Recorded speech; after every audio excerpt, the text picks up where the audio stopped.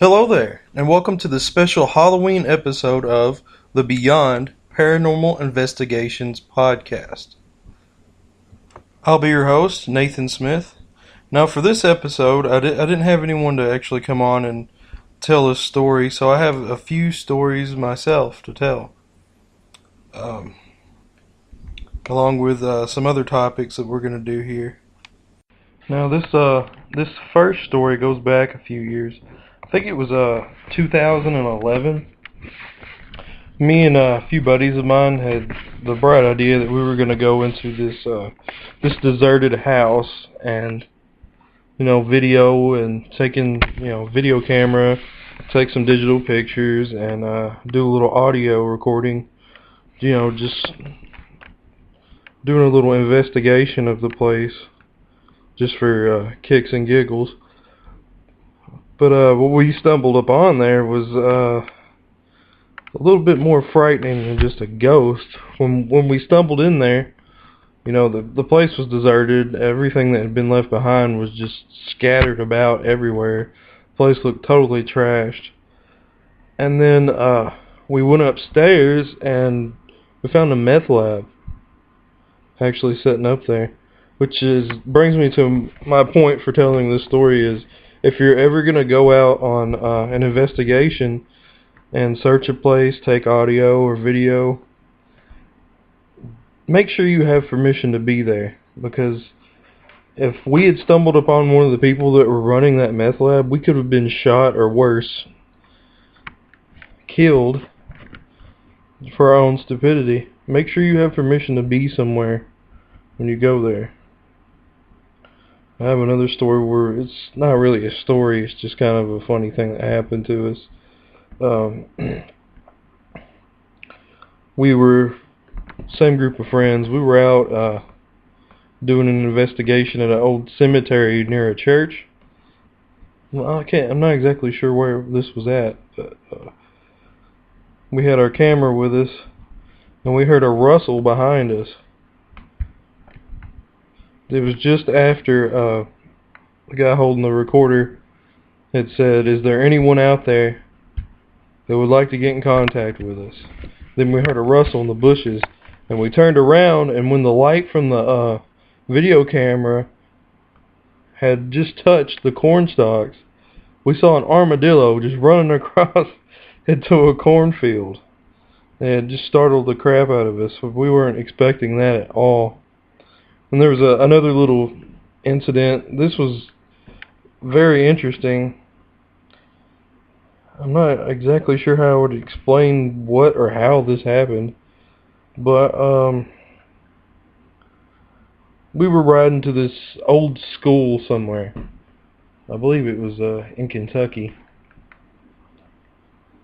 I don't want to give the name of it, because we didn't exactly have the permission to be there. But we were coming up the hill, just around the corner from the place, and our camera guy was checking his camera. We'd been waiting all day for this camera to charge up. He turned the camera on, and he went ahead and started videoing inside the vehicle a little bit, just to test everything. And then all of a sudden, it cuts off, just as we pull up to the place. And for the life of him, he could not get it to turn back on. Charged that camera all day. I don't know. Maybe he didn't hook it up right. Maybe he accidentally had it on while he was charging it, but I don't know. That's what happened. And these next two are actual stories. These next little incidents. Me and a very good friend of mine, Brett Stowell, I got bored one night, and we decided to go out to Salem Cemetery in Woodland Mills. Well, close to Woodland Mills. And we were doing, we didn't have a video camera. We just took my digital camera and my audio recorder that I use on my usual investigations, and we decided we were just going to do something out there because we were bored, just look around, take some pictures. And we got out there. I bet you we took about 30 or 40 pictures. And we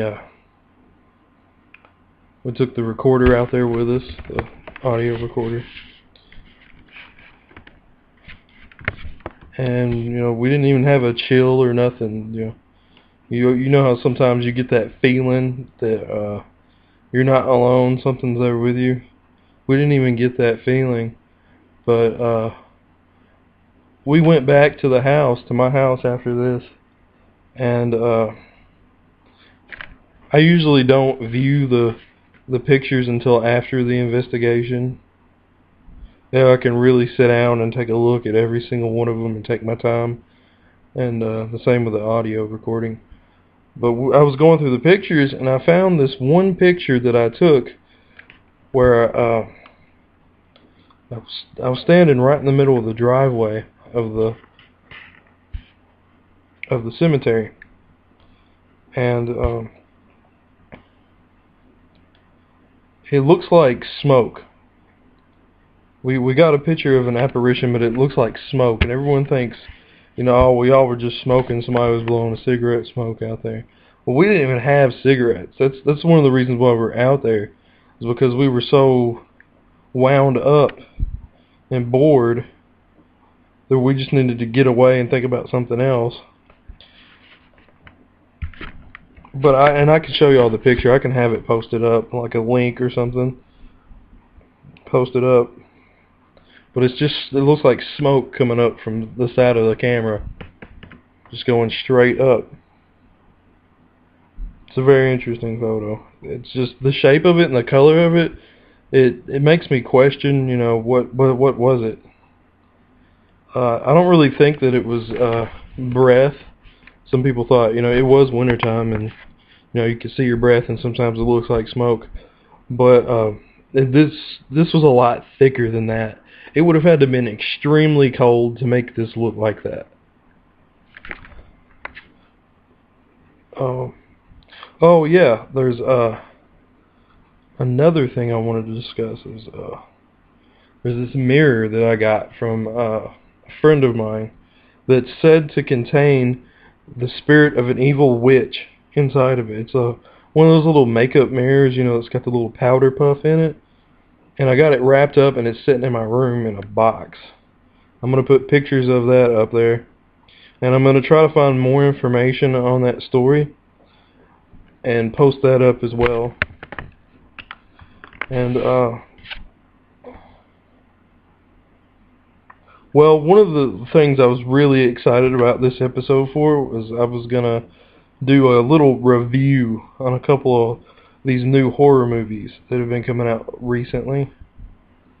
And if you're one of those like me that you like to have a horror movie marathon for Halloween, I think this is really going to help you out a little bit as far as the new movies go.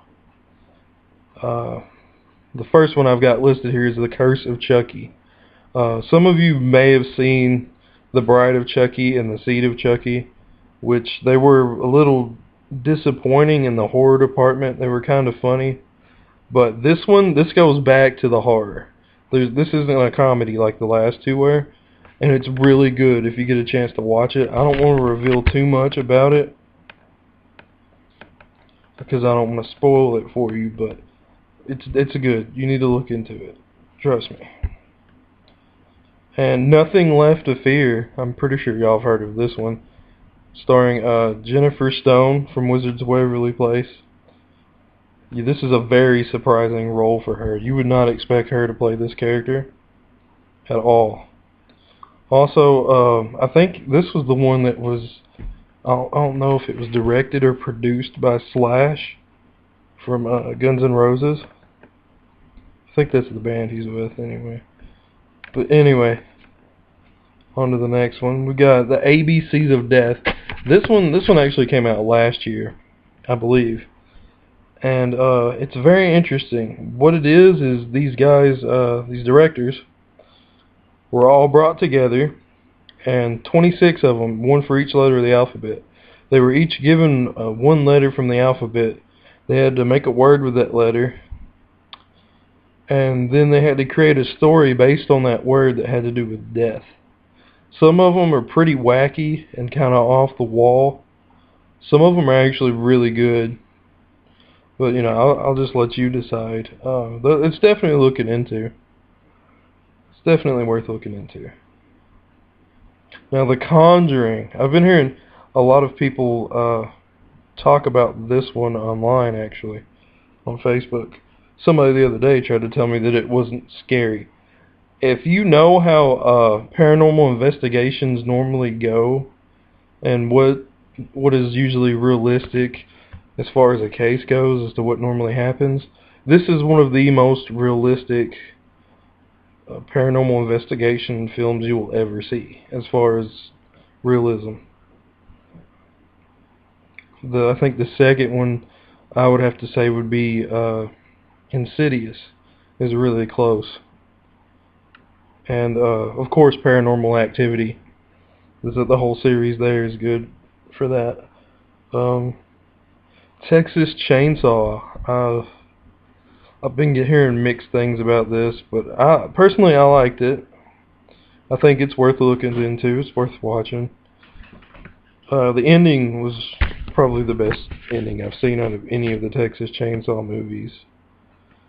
And then, of course, these last two I have not seen yet, but I've heard they're really good. There's Insidious Chapter 2, which was, you know, obviously the sequel to Insidious.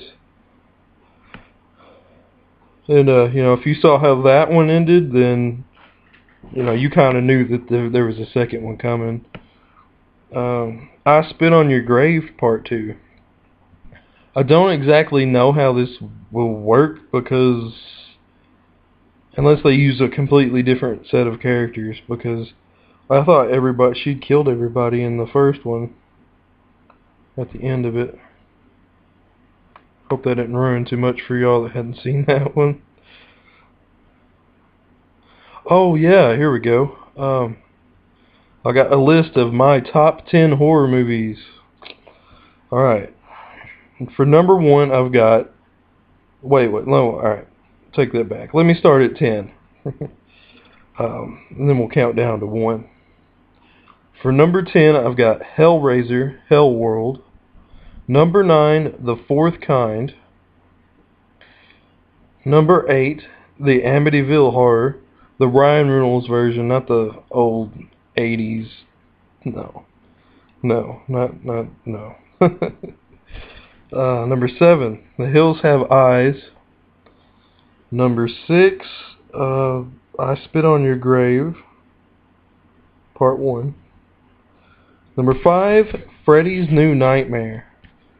For those of y'all that haven't, I don't know if y'all have even heard of that, but I think it was the scariest one out of the whole Freddy series. To be honest, it was it's pretty frightening as a child. I'm not gonna lie. That gave me a lot of nightmares when I was a kid. Number 4, Freddy vs. Jason. I always hear it from everybody that, oh, that movie was terrible, blah, blah, blah. No, that movie was awesome. That was the ultimate showdown that everybody had been waiting for years. And they did it the right way, I think. I feel like they did it justice. Number 3, When a Stranger Calls. That one, I don't really think you could consider it a horror movie, to be honest. I mean, it's more of a suspense thing, but it kind of had the elements of a horror story to it. So I went ahead and put it on the list. Number 2 would be The Conjuring. And number 1, it has to be Insidious. I'm sorry. Insidious was the first movie to actually make me scared. As an adult, anyway. But that's the top 10, my top 10 horror movies. Oh, here's an interesting segment. I put together a little list on decorations and kind of fun little things for you to do for your house and your parties. Little tips on this list. The first one I got listed here is a recipe for fake blood that you can actually consume. You can actually eat it and It won't taste like crap. Alright, you take some corn syrup, some chocolate syrup, and some red food coloring, and you just mix it up in a bowl. And it looks like blood. You can eat it, you can smear it on your face for, an effect, a special effect for your costume. Or you can smear it on a wall or a door to give it kind of a spooky feeling. And then I got these, they're called Ghost Pops. They used to do this a lot when I was a kid, going to Halloween parties. It's where you take like what do they call those? Tootsie Pops. And you put like a little tissue around the top of it. And then you tie it off with like a little orange or black piece of yarn. And then you can draw like a little face on it, and it looks like a little ghost.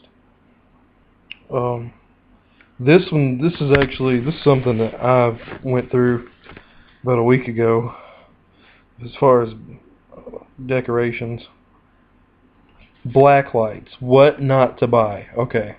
If you go to Walmart and you find a black light in the Halloween section in a little orange box, it's usually just one bulb. Do not buy those.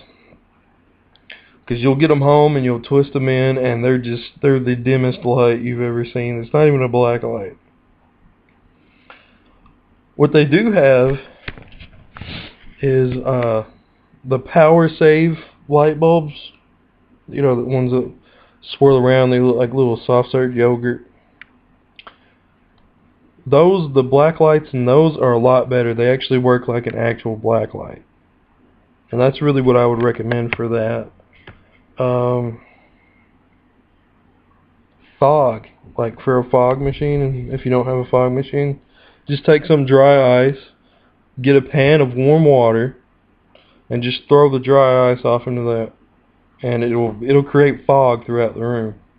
You could put more than one pan and set it around for a better effect. You probably have to go online or shop around somewhere just to figure out where you could buy dry ice in your community. I know there's a way to make dry ice, but that's beyond me. I didn't really have enough time to look into that. And then here I've got a recipe for blood-colored Jello shots. Now you could take Jaeger or any like darker colored liquor and mix it in with some red colored Jello, and that darkness will mix with the red, and it'll give it kind of a blood color. And go ahead and you put it in your fridge and let it solidify into that Jello. You got you some blood colored Jello. Alright, the last thing I got here on my list for us to talk about is these haunted parks, these haunted houses around here.